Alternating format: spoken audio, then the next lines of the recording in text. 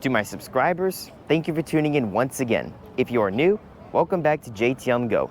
Today, we are in the Pacific city of Seattle, Washington, about to tour the Space Needle.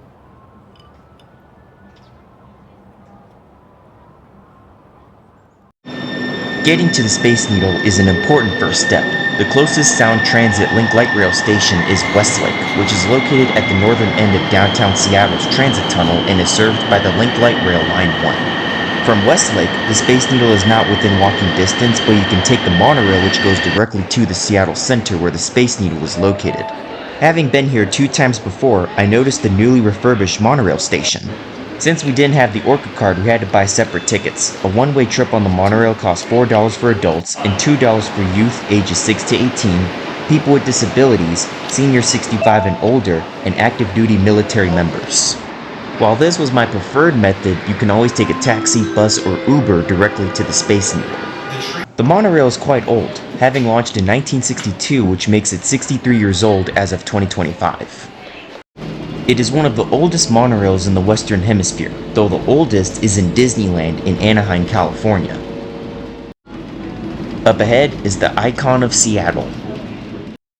The Space Needle is the iconic symbol of Seattle. It was built for the 1962 World's Fair. The construction took 13 months. They even poured 5,600 tons of concrete below the base to ensure stability and to keep the tower's center of gravity underground. The Space Needle stands 605 feet or 184 meters tall.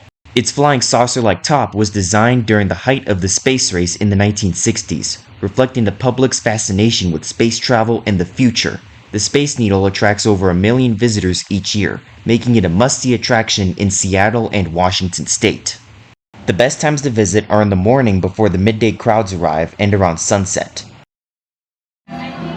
Ticket kiosks are located outside the entrance. Ticket prices for adults range from $35 to $39, and for children aged 5 to 2, they range from $26 to $29.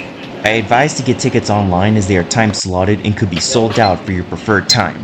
We visited the Space Needle at noon on a day when the morning started overcast but the clouds had cleared up by the afternoon. While waiting in line, you can see pictures that tell the story of the Space Needle's origins.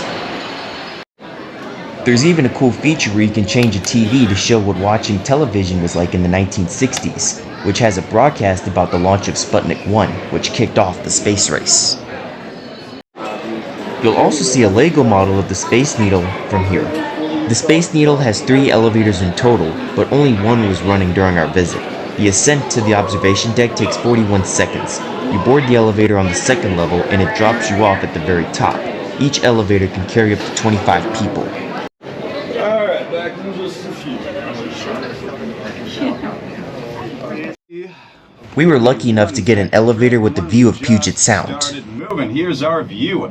We are about to pass through the 10-story private event space added in '82. Here it is. And there it goes. Now the Puget Sound in front of us meets the open ocean at the Strait of Juan de Fuca. That's up at the north end of the incredibly rainy Olympic mountain range on the other side atop the Olympic Peninsula there.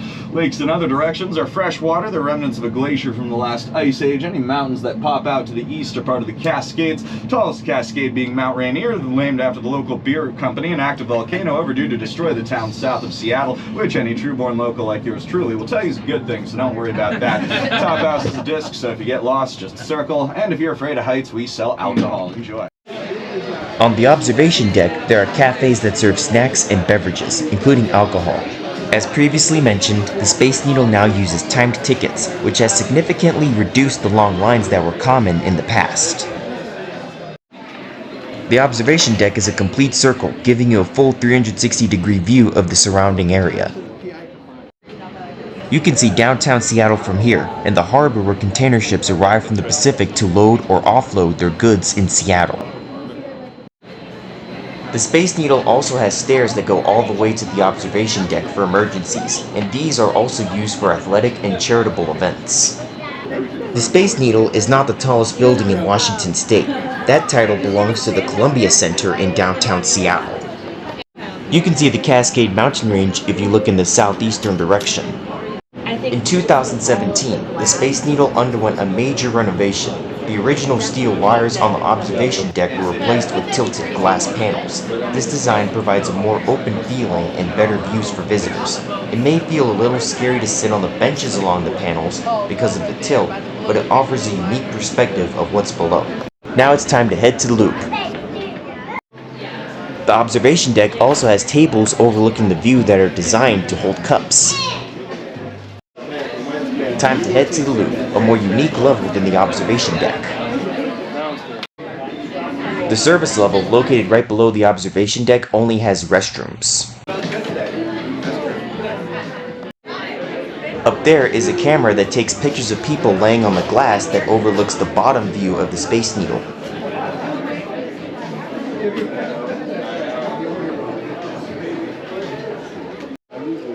The loop is home to the world's only revolving glass floor.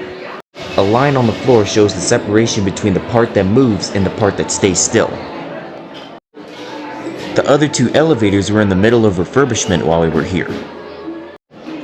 It takes 30 minutes to complete a full rotation. A gear system with small motors moves the floor very slowly, allowing people to get on and off easily.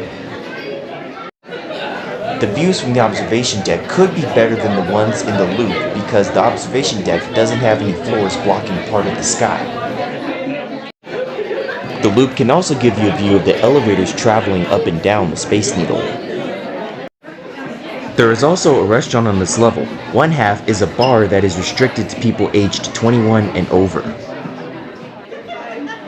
The other half has the same age restriction but requires reservations. This whole restaurant is called the Loop Lounge.